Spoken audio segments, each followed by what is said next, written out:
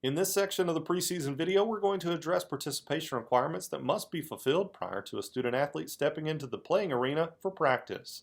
This section will cover medical requirements, participation requirements, a school's responsibility for participation, and amateur status.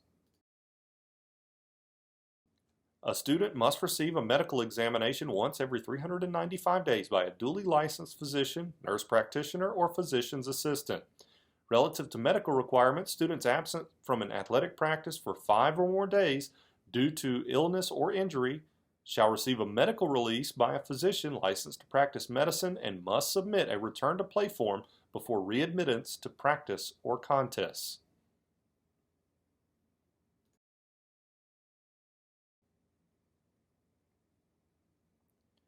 Now we examine amateur status. To maintain amateur status, a student must not accept money or awards having utilitarian value for participation in athletics. These items with utilitarian value include golf balls, clubs, tennis rackets, and other such items.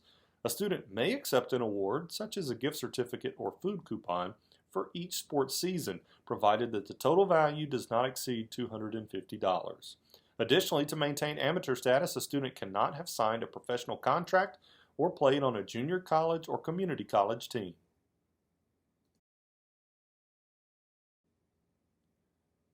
Next, we talk about ineligibility. During the school year, a student may not play, practice, or be on the roster if ineligible. A student can participate in summer workouts if enrolled in the school. However, they must have a valid physical on file. Any falsification of this documentation makes the student ineligible for summer workouts.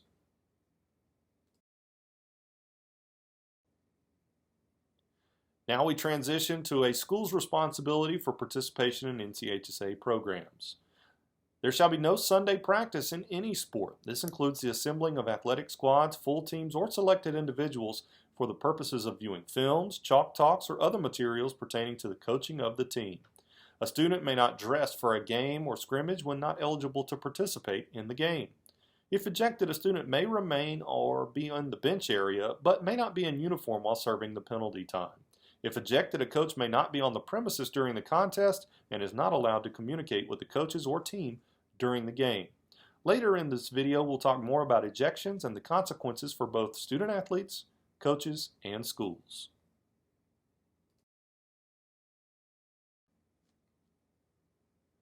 Now let's look at items required of all school personnel. Athletic directors must submit an eligibility summary form which must be verified by the principal for each sports season.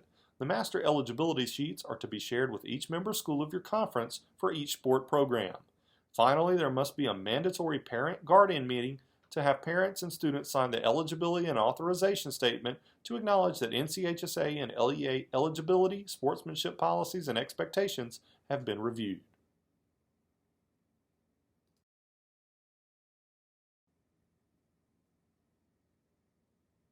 Thanks to a decision made by the Board of Directors in May of 2021, the NCHSAA will resume responsibility of all catastrophic insurance payments for member schools. To facilitate the accurate payment and reporting of catastrophic insurance payments and premiums, schools must enter their participation numbers for the upcoming year. Schools must pay membership dues by December 1. These dues are calculated using the average daily membership or ADM numbers. Non-payment of dues by the established deadline makes all teams at that school ineligible for the NCHSAA playoffs beginning with winter sports.